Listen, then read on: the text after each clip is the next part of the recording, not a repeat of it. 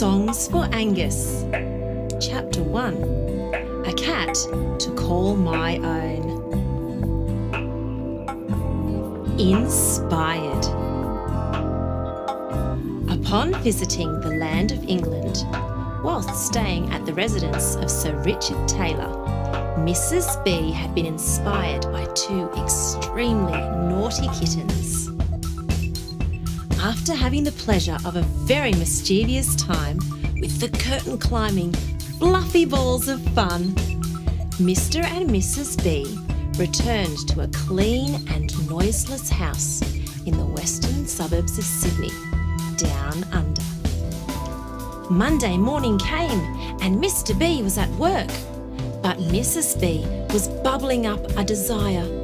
Or was it a desperate need of something to fill that empty space in the quiet, cold and empty place of her heart? You see, she had been sitting and thinking and sitting.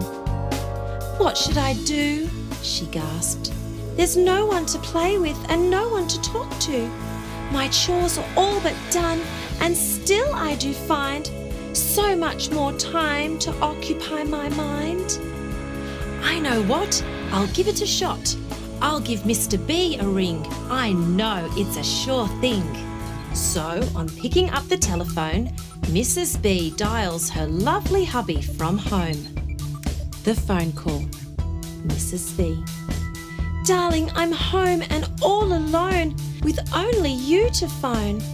I know for a fact what would help me is a putty cat to call my very own." Mr. B: "What? A putty cat? Not on your Nelly. You cannot have that, and that is that. I don't want a pet. Now my mind is totally set, and that's a fact." Mrs. B: "Then possibly a dog I could walk? I could meet others with dogs, and we could walk and talk. I promise to always clean up his poo, and on my own give him a weekly shampoo. I have to have something, can't you see, to keep my mind occupied and my body busy." Mr. B: "What? A dog? To a dog I say no.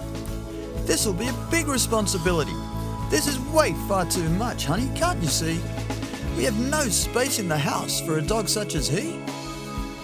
Mrs. B had no intention of giving up so easily. She knew a little friend would bring her happiness more than Mr. B could comprehend. So with one deep, healthy intake of breath, she continued. Mrs. B: "How about a rat? Easy to care for and good company too. Now I'm saying that's final. A rat will have to do." There was a long pause of silence. It felt like it would never end. Mrs. B just couldn't believe it. Was this to be her newest friend? Then to her total, joyful surprise, 360 degrees had arrived, for Mr. B could not fight it anymore. And so with frustration he continued to roar. Mr. B: "What? A rat? Certainly not. I'd rather a cat than a rat. You can have that. And this is the final that."